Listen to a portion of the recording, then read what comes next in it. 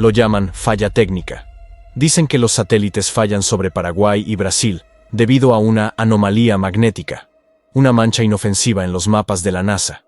Mi nombre es Javier, y si estás escuchando esto, probablemente el apagón ya haya comenzado. No soy un teórico de la conspiración. Tengo un doctorado en geofísica por la Universidad de São Paulo y pasé los últimos 10 años de mi vida estudiando algo tan aburrido que la mayoría de ustedes se dormiría en 5 minutos. Arqueomagnetismo. El estudio del campo magnético de la Tierra grabado en piedras y cerámicas antiguas. Creía que estaba estudiando el pasado. Estaba equivocado. Estaba leyendo una advertencia. Estoy grabando esto desde la habitación 402 del Hospital de Clínicas. Los médicos dicen que es una forma agresiva de linfoma. Mienten, o tal vez simplemente no lo saben. Lo que está quemando mi sangre no es cáncer, es la luz. Esa luz violeta que vi en la Tierra Mala, en el Chaco. La misma luz que los guaraníes temían hace 500 años. La misma luz que ahora está descendiendo sobre todos ustedes. Envié este audio al canal Arqueología Prohibida, porque son los únicos que no editarán la parte sobre las urnas. Las urnas no eran para enterrar muertos. Eran para contener lo que baja del cielo cuando el escudo de la tierra se rompe. Si valoras tu cordura, aléjate de las ventanas por la noche. Y escucha, todo comenzó con un error de medición.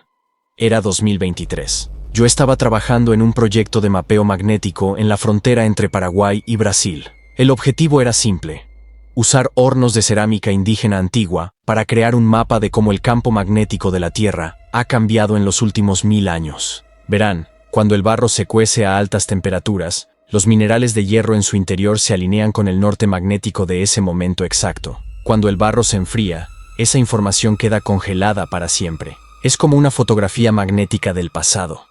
Teníamos muestras de toda América del Sur. Incas, moches, tupís, todos mostraban lo mismo. El campo magnético oscila, cambia de dirección, se vuelve más fuerte o más débil. Es el respiro normal del planeta. Pero entonces, llegó la caja del sitio X72. El sitio X72 no debería existir. Fue encontrado por mineros ilegales en el Chaco paraguayo, en una región seca, espinosa, donde nada crece bien. Estaban buscando agua y encontraron vasijas. Muchas vasijas. Cuando puse el primer fragmento en el magnetómetro, pensé que la máquina estaba rota. La pantalla mostraba 0, no norte, no sur, 0, magnitud nula. Para un geofísico, esto es imposible. Incluso si el campo de la Tierra fuera débil en la época en que se coció esa vasija, tendría alguna lectura. Para tener 0 absoluto, ese barro tendría que haber sido cocido fuera del planeta Tierra. O haber sido cocido en un momento, y en un lugar, donde la Tierra no tenía escudo. Limpié la muestra. Recalibré la máquina. Probé de nuevo. 0. Tomé otro fragmento. Un borde grueso, de una urna funeraria, decorada con patrones geométricos que no parecían guaraníes. Eran líneas rectas, angulares, agresivas. Probé. 0. Sentí un frío en la espalda que no tenía nada que ver con el aire acondicionado del laboratorio. Llamé a mi supervisor, el Dr. Alencar. Se rió. Dijo que los mineros debían haber usado algún producto químico en las piezas, o que el horno del laboratorio había desmagnetizado las muestras.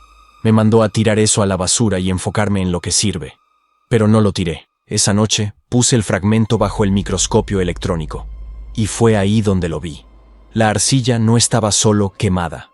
Estaba vitrificada a nivel molecular. Los minerales de cuarzo estaban fundidos de una manera que solo ocurre en 2 ocasiones: el impacto de un meteoro o una explosión atómica. Aquellos indígenas, en medio de la nada, en el año 1300 después de Cristo, habían cocido cerámica a temperaturas que requerirían un reactor nuclear. O fueron expuestos a algo que quemó el suelo donde pisaban. Necesitaba ir allí. Necesitaba ver el sitio X72 con mis propios ojos. Me dije a mí mismo que era curiosidad científica. Pero, en el fondo, era un llamado. Las líneas en la cerámica, esos ángulos agresivos. Cuando cerraba los ojos, todavía los veía, brillando en un violeta pálido detrás de mis párpados. Antes de contarles lo que encontré en esa tierra maldita, si tú también sientes que hay algo mal con el mundo, algo que las noticias no explican, suscríbete a este canal. Arqueología Prohibida es el último refugio para la verdad que intentan enterrar. Activa la campana, porque cuando la anomalía crezca, querrás saber qué viene después. Dije que era geofísico, Pero la verdad es que mi obsesión por el cielo no vino de la universidad. Vino de una vieja caja de zapatos, llena de recortes de periódico de 1998. Mi padre era piloto de fumigación en Mato Grosso del Sur, México. Bueno, en la frontera con el sur. Un día salió a volar cerca de la frontera con Paraguay y nunca regresó. Su radio no transmitió SOS, transmitió música. Una música clásica, distorsionada, lenta. Y luego, silencio. Las búsquedas duraron semanas. La Fuerza Aérea dijo que debió tener un apagón espacial o vértigo de piloto. Pero yo lo sabía. Tenía 10 años, pero lo sabía. Él había volado hacia el interior de la Mancha. Mi herida no es académica, es personal. Estudié magnetismo para encontrar el agujero donde cayó mi padre. Y cuando vi ese pedazo de cerámica del sitio X72 con lectura 0, lo supe. Era la misma firma, el mismo vacío. Conducir hasta el Chaco, para mí, no era trabajo, era una peregrinación. La carretera desde Asunción hacia el norte es una cicatriz de tierra roja que corta una selva espinosa, hostil. El calor es físico, un peso en los hombros. Mi guía era un lugareño llamado Ramón, un hombre de pocas palabras. Piel curtida por el sol como cuero viejo, ojos que parecían haber visto cosas que el alcohol no podía borrar. Masticaba hoja de coca con una ferocidad rítmica. Cuando le mostré el mapa, Ramón no miró el papel.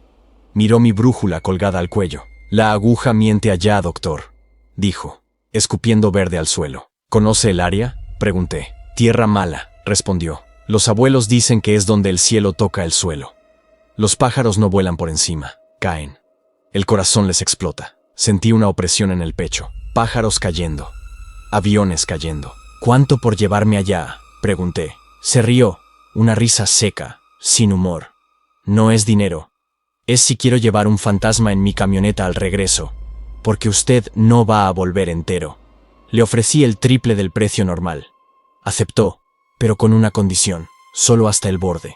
Donde empieza el vidrio, yo paro, y no apago el motor. Estuve de acuerdo. Pensaba que era teatro para turistas. Viajamos durante 6 horas en una camioneta que olía a diésel y polvo antiguo. A medida que avanzábamos hacia el noroeste, el paisaje cambiaba. Los árboles se volvían más bajos, retorcidos, como si se estuvieran encogiendo de algo que venía de arriba. El GPS comenzó a fallar después de la 3.ª hora. Primero, perdió la precisión. Luego, la flecha en el mapa comenzó a girar locamente, dibujando espirales que no existían.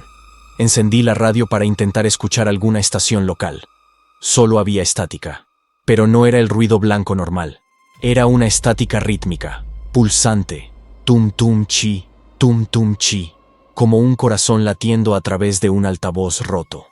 «Apaga eso», gruñó Ramón. Estaba sudando frío, a pesar del aire acondicionado al máximo. «Es interferencia magnética», dije, tratando de parecer el científico racional. «Estamos entrando en la anomalía. No es interferencia», murmuró. «Es la llamada». Llegamos al borde al atardecer. El cielo en el horizonte no estaba naranja, estaba morado, un moretón en el cielo. Y entendí por qué Ramón no quería entrar. La selva simplemente se detenía, como si hubiera sido cortada por una navaja gigante. De un lado, matorral seco, gris. Del otro, una llanura brillante. El suelo del sitio X72 no era tierra, era vidrio. Una costra de sílice fundida, verdosa, lisa y ondulada, que se extendía por kilómetros. El sol poniente golpeaba en ella y reflejaba no luz, sino calor. «De aquí no paso», dijo Ramón manteniendo la mano en la llave de encendido. «Tiene 2 horas antes de la oscuridad total. Si aparece la luz violeta, cabe un agujero y entiérrese. No corra. Si corre, ellas lo ven». Tomé mi mochila. El peso del magnetómetro parecía mayor. Bajé de la camioneta. Apenas mi bota tocó el vidrio, lo sentí. No fue un sonido, fue una vibración en los dientes. El sabor a metal en la boca, fuerte, como si hubiera mordido una moneda de cobre vieja y sucia de sangre. Los vellos de mi brazo se erizaron. El aire estaba cargado eléctricamente, crepitando. Miré hacia el horizonte vitrificado. «Papá», susurré. Lo encontré. Caminé hacia el centro del área vitrificada. Había montículos en el suelo. Eran las urnas. Cientos de ellas. Pero no estaban enterradas. Estaban fundidas al suelo de vidrio. Formaban parte de la costra. Y la disposición no era un cementerio. Era una cuadrícula. Filas y columnas perfectas, espaciadas matemáticamente. como los circuitos de un chip gigante, impreso en la tierra. Cada urna tenía el tamaño de un hombre adulto. Me acerqué a la más cercana. La tapa estaba rota. Iluminé con mi linterna. Estaba vacía. No había huesos. No había ofrendas. Solo una capa de polvo negro en el fondo, que brillaba como grafito. Toqué el borde de la urna. Estaba tibia, no tibia por el sol. El sol ya se había puesto. Irradiaba calor propio, y entonces mi nariz comenzó a sangrar. Una gota roja y pesada cayó sobre el vidrio verde y siseó, como si hubiera tocado una plancha caliente. Debería haber regresado. Una nariz sangrando en una zona de anomalía magnética es la primera señal de exposición aguda. Es lo que llamamos ionización de las mucosas. El aire se vuelve tan cargado de partículas que tu propio cuerpo empieza a intentar equilibrar la carga a través de los fluidos más expuestos. Pero la curiosidad es una enfermedad peor que la radiación. Y la esperanza de encontrar una respuesta sobre mi padre, era un veneno que me empujaba hacia adelante. Continué. Mis botas crujían sobre el vidrio. Cric, crack, un sonido seco, antinatural en medio de la selva. Cuanto más me adentraba en la cuadrícula de urnas, más aumentaba el zumbido. Ahora no era solo una sensación en los dientes. Lo escuchaba con los oídos. Era un sonido grave, vibrante, una frecuencia baja que parecía venir de debajo de mis pies, resonando en mis huesos, como estar parado sobre el generador de una represa hidroeléctrica a punto de estallar. Miré mi piel. Los vellos de mis brazos no solo estaban erizados, estaban vibrando. Podía ver pequeñas chispas estáticas saltando de mis dedos a la tela de mi camisa. El campo no es cero, murmuré para mí mismo, tratando de racionalizar el terror. El campo está fluctuando. Es una tormenta geomagnética localizada. Pero no era una tormenta, era una arquitectura. Avancé 100 metros más y la cuadrícula cambió. Las urnas ya no estaban alineadas al azar. Formaban círculos concéntricos. Y en cada urna, la vitrificación era más intensa. Algunas eran casi transparentes, como obsidianas de color verde botella. Me detuve ante una que estaba rota. Iluminé el interior. No había polvo negro, como en las del borde. Había marcas de arañazos, estrías profundas en la cerámica vitrificada, hechas desde adentro, como si lo que hubiera estado allí encerrado hubiera intentado cavar su salida a través de una pared de diamante. Un pensamiento intrusivo cruzó mi mente científica. ¿Qué clase de uñas pueden rayar el cuarzo fundido? Llegué al centro, el epicentro del sitio X72. No era una llanura, era un cráter de hundimiento geológico, una depresión perfecta de unos 50 metros de diámetro. El suelo allí era negro, no verde, y en medio del cráter se alzaba la estructura. No era cerámica, era piedra, basalto negro, pulido hasta parecer un espejo líquido. Un monolito. Pero la forma, Dios mío, la forma.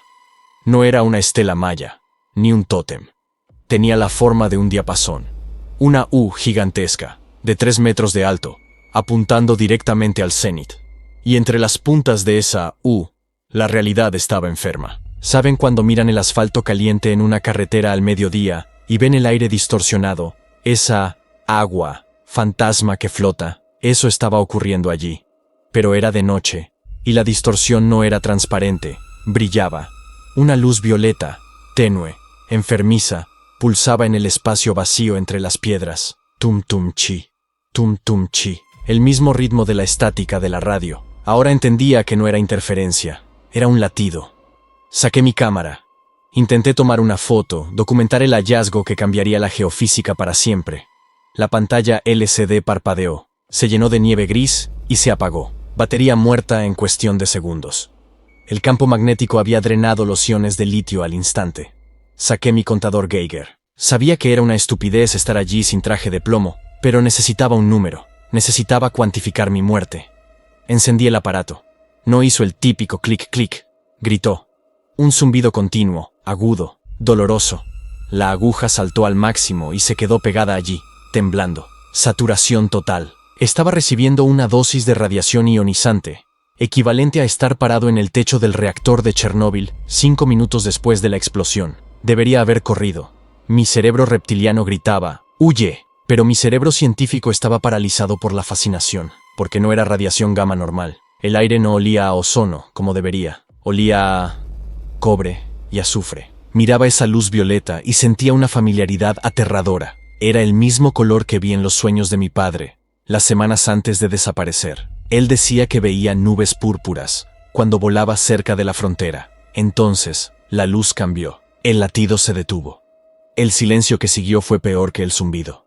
Fue un silencio de succión. La luz violeta ya no estaba contenida entre las piedras del diapasón. Se disparó hacia arriba. Fue instantáneo. Un haz vertical, un láser de luz sólida y sucia, rasgando la noche, yendo directo a las estrellas. No iluminó la selva. Esa luz no iluminaba, absorbía. Las sombras de los árboles se alargaron hacia el centro, como si la luz las estuviera bebiendo. Y el cielo. El cielo respondió. Levanté la vista. Las estrellas sobre nosotros desaparecieron. No se nubló, simplemente se apagaron. Un círculo perfecto de negrura absoluta se formó en el firmamento, justo donde el haz tocaba la atmósfera superior.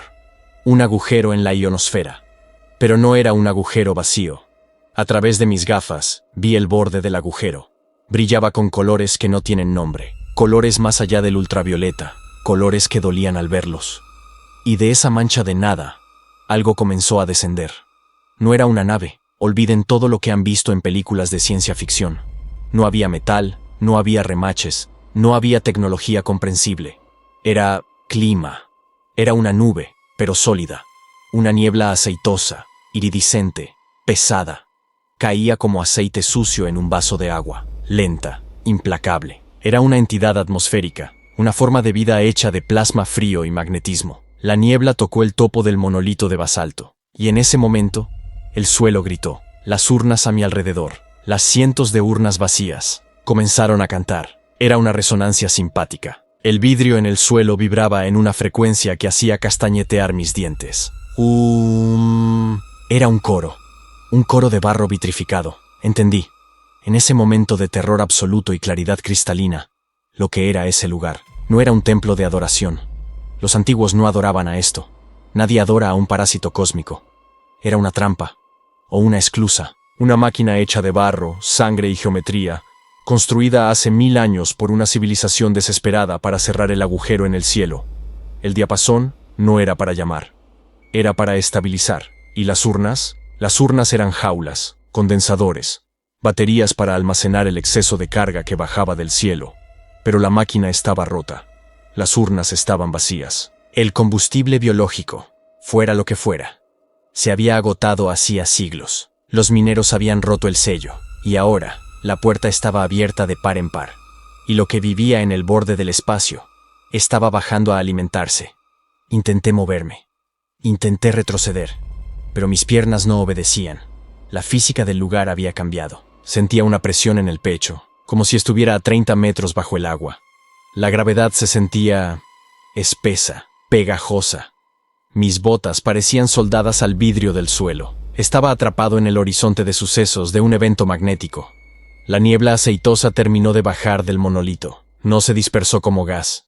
Se deslizó como mercurio líquido, pesado y consciente. Comenzó a extenderse por el suelo del cráter, llenando las ranuras vitrificadas que conectaban el monolito con los círculos de urnas. Era un sistema de irrigación, pero en lugar de agua, transportaba plasma inteligente. Donde la sustancia negra tocaba el suelo, la luz violeta se encendía debajo del vidrio. Vi cómo la sangre brillante corría hacia las urnas, una a una, círculo por círculo. Era hipnótico y aterrador. Cuando la sustancia llegó a la urna más cercana a mí, a solo 3 metros de distancia, ocurrió lo imposible. La urna, hecha de cerámica negra y opaca hace 1000 años, comenzó a brillar. Se volvió translúcida. No translúcida. Se volvió cuántica, como si la materia de la arcilla estuviera oscilando entre existir y no existir. Y pude ver adentro. No estaba vacía. Nunca habían estado vacías. Lo que había dentro no eran huesos, eran sombras. Vi una silueta acurrucada en posición fetal dentro de la urna. Pero la anatomía, Dios, la anatomía estaba mal. No era humana, pero tampoco era un extraterrestre gris. Era una forma humana estirada, distorsionada. Los brazos eran demasiado largos, con múltiples articulaciones, envueltos alrededor de un torso delgado y descarnado. La cabeza era inmensa, sin rostro, solo una superficie lisa y negra que absorbía la luz violeta.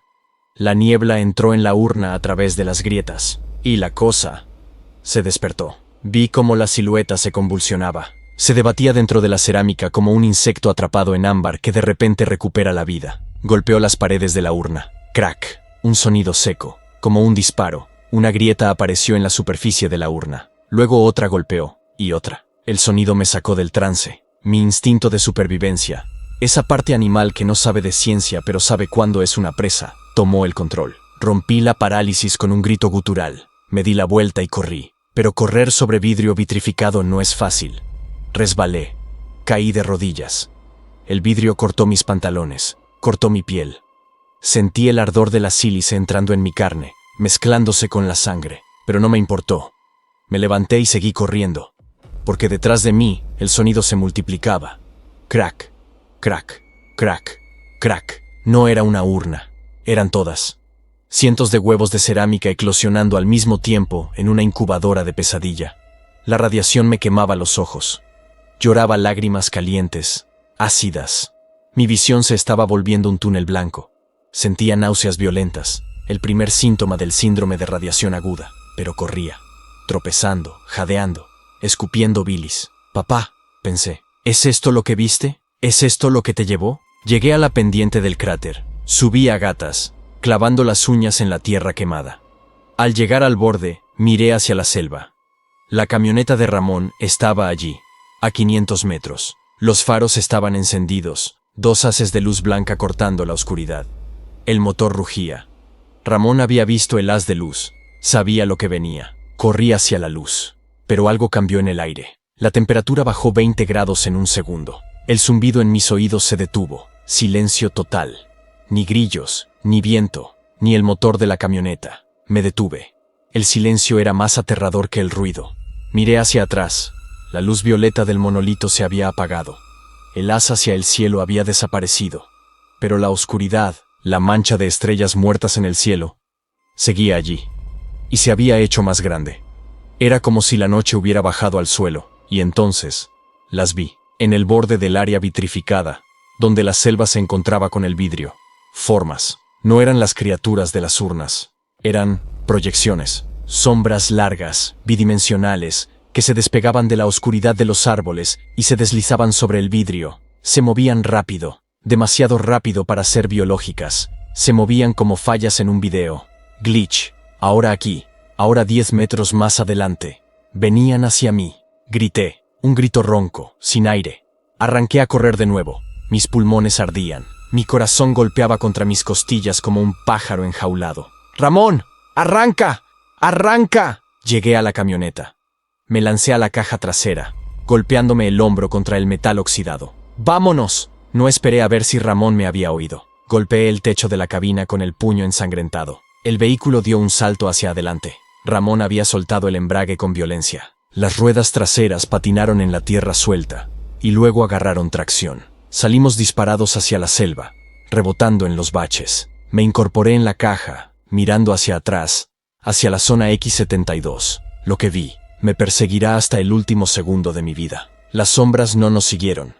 Se detuvieron en el borde del vidrio, pero se juntaron. Cientos de sombras se fundieron en una sola masa negra, una pared de oscuridad que se levantó como una ola, y en medio de esa ola, 2 puntos de luz violeta se encendieron. Ojos.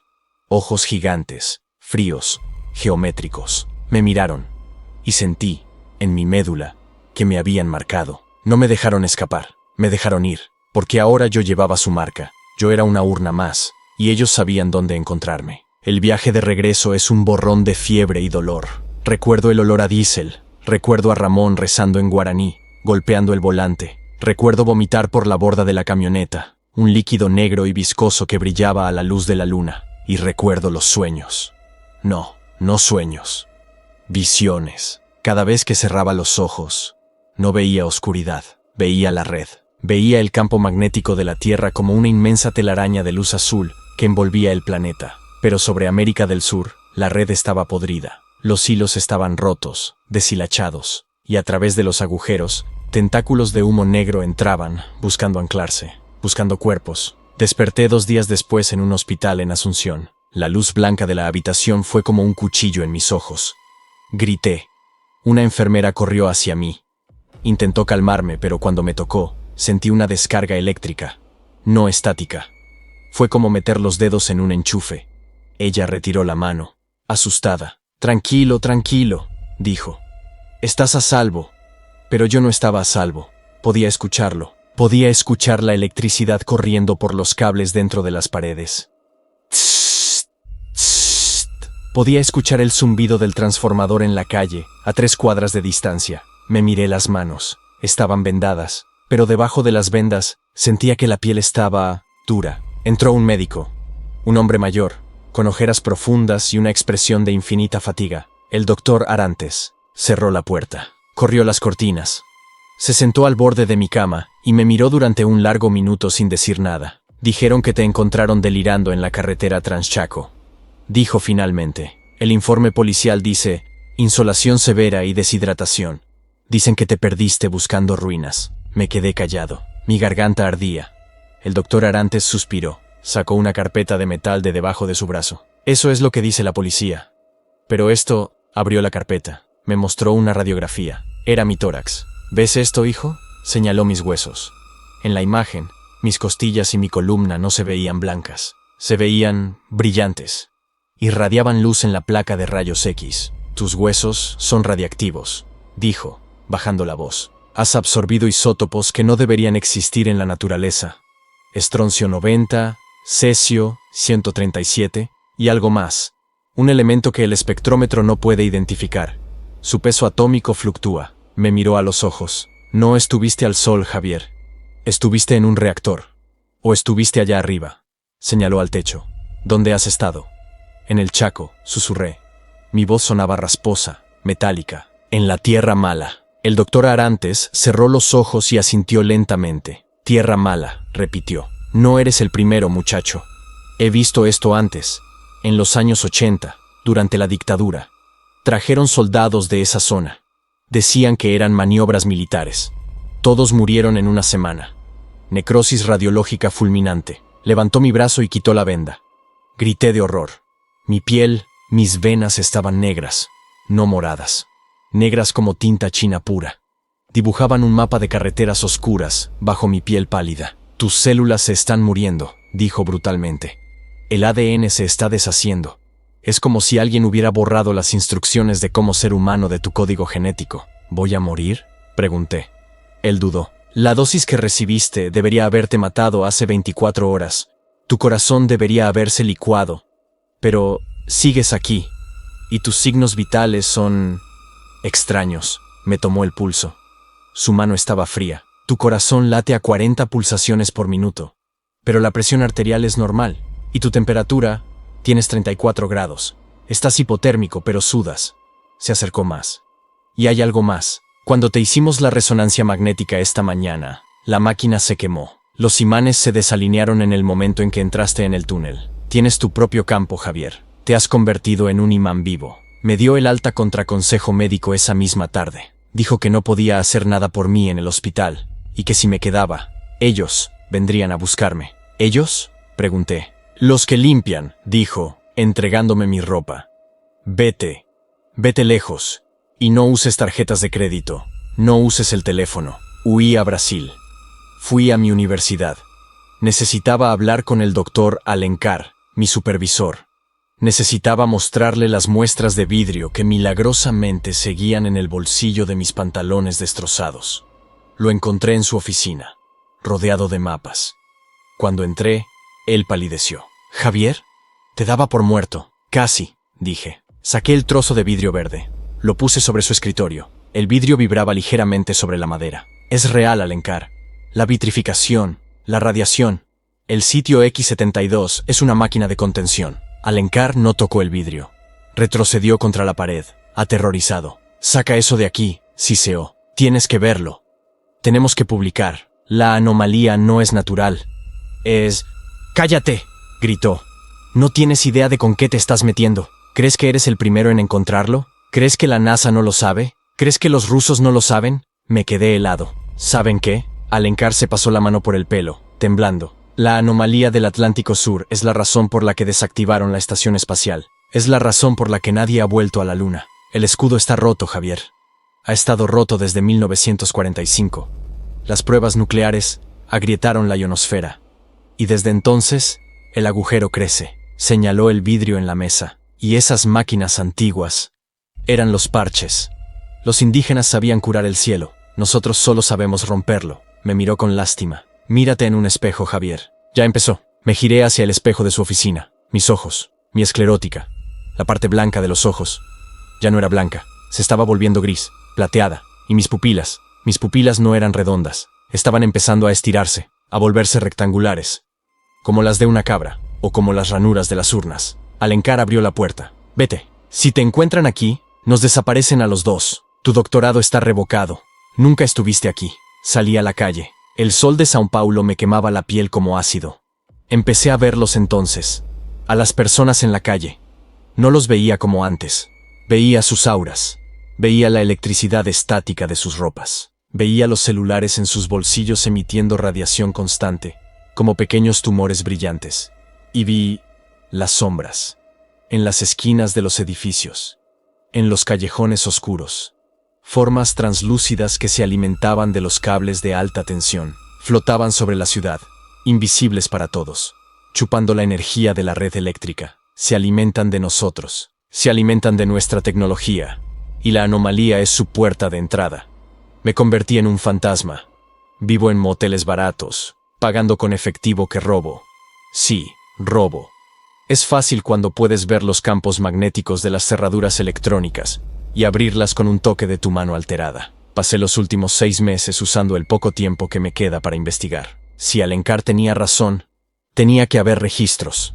Hackeé, digámoslo así, aunque fue más bien manipulación electromagnética de servidores, los archivos digitales de antiguos proyectos de arqueología y militares en la región del Cono Sur. Busqué patrones. Busqué zonas de exclusión aérea, no oficiales en Paraguay, Brasil y Argentina. Y encontré una coincidencia. Un archivo desclasificado por error, o quizás olvidado, de 1975, durante la dictadura militar brasileña. Todos han oído hablar de la Operación Prato en el Amazonas, ¿verdad? Ovnis, luces, militares asustados. Eso fue real, pero fue una distracción. Fue el show de luces para ocultar lo que pasaba más al sur.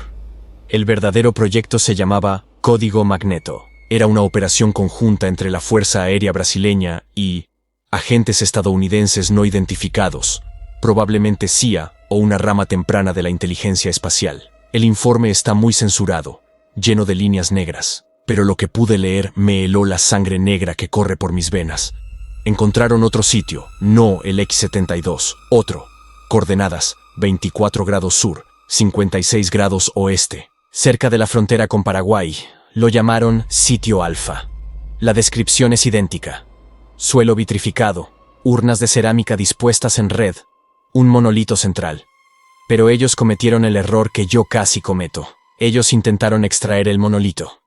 El informe de campo del teniente coronel M, nombre tachado, dice lo siguiente. Lo leeré textualmente, porque lo memoricé. Día 4 de la extracción. Los taladros de diamante no penetran la base del monolito.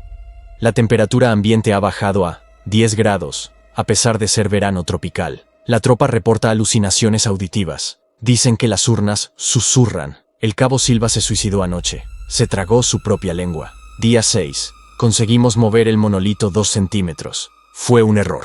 En el momento en que la piedra se movió, el cielo se abrió. No hubo nubes.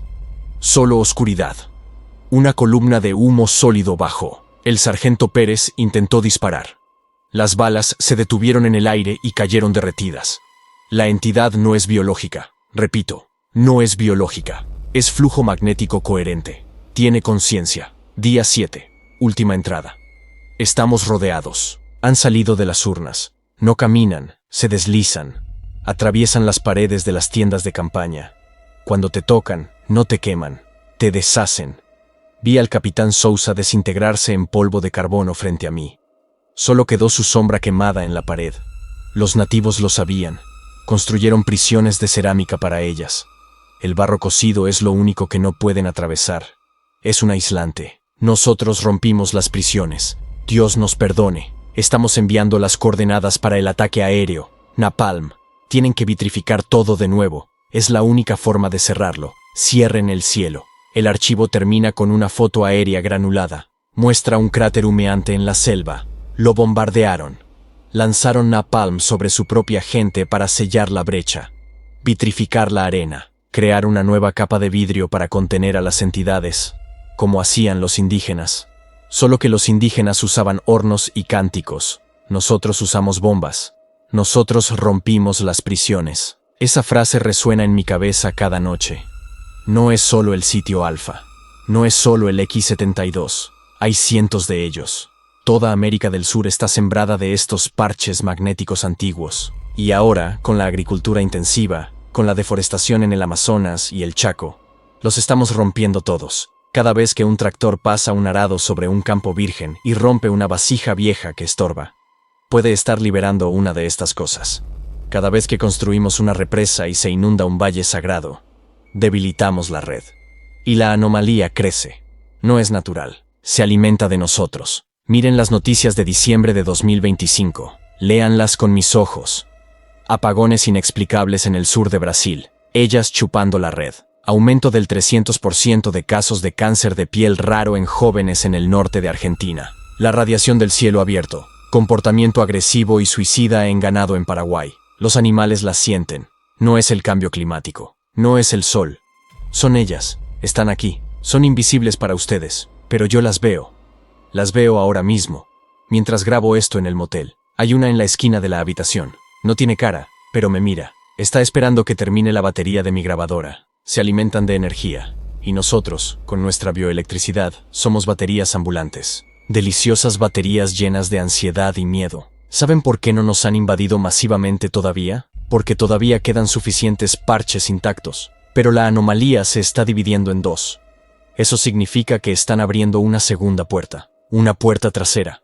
Y cuando esa puerta se abra, no habrá suficiente napalm en el mundo para cerrarla. Mi tiempo se acabó. El doctor Arantes dijo que mis órganos están fallando. Dicen que es el linfoma. Pero yo sé la verdad. Mi cuerpo está intentando transformarse. Mi piel no solo está dura, está cristalizando. Si me toco el brazo, suena como golpear un plato. Me estoy convirtiendo en una urna viva. Tal vez ese sea el destino final de la humanidad. Servir de capullo para lo que viene del cielo. Ser la cerámica que contiene al nuevo dios magnético. Ustedes tienen poco tiempo.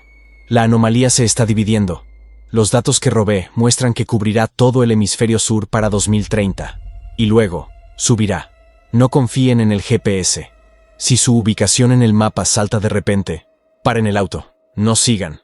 No confíen en las brújulas. Si la aguja gira, están en una zona de alimentación. Si ven una luz violeta en el horizonte, no es una aurora boreal tropical. Corran, corran al subsuelo. Sótanos, túneles de metro, cuevas.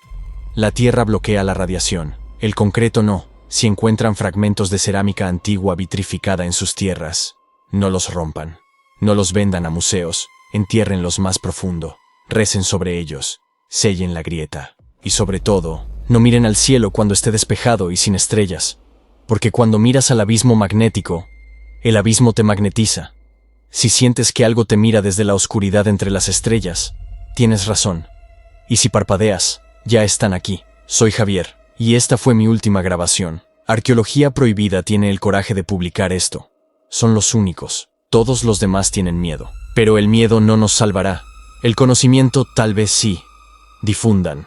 Compartan este audio antes de que lo borren de internet. Tal vez, si suficientes personas despiertan, si suficientes personas entienden que la magia antigua era solo tecnología desesperada, podamos arreglar la máquina de barro. Podamos coser el cielo antes de que caiga de una vez. Adiós, y buena suerte. Voz del narrador del canal, Marco. Entra sobria al final. Este fue el archivo recuperado del Dr. Javier. Investigamos sus afirmaciones. El Hospital de Clínicas niega que haya sido paciente allí. El sitio X-72 no aparece en ningún mapa oficial de Paraguay. Pero encontramos un obituario. Un tal Javier Méndez, geofísico, falleció hace 2 días en Sao Paulo. Causa de muerte. Falla multiorgánica desconocida. El cuerpo fue cremado inmediatamente por orden sanitaria, debido a niveles inusuales de radiación. Y ayer un satélite de Starlink cayó inexplicablemente sobre el Chaco, justo en las coordenadas que Javier mencionó. Si crees que la historia de la humanidad es más aterradora de lo que nos contaron, deja tu like. Es la única forma de que el algoritmo muestre esta verdad a más personas antes de que sea censurada. Comenta abajo. El cielo está roto. Quiero saber cuántos de ustedes están despiertos. Y suscríbete, porque aquí, en Arqueología Prohibida, excavamos lo que ellos intentan enterrar. Hasta la próxima pesadilla.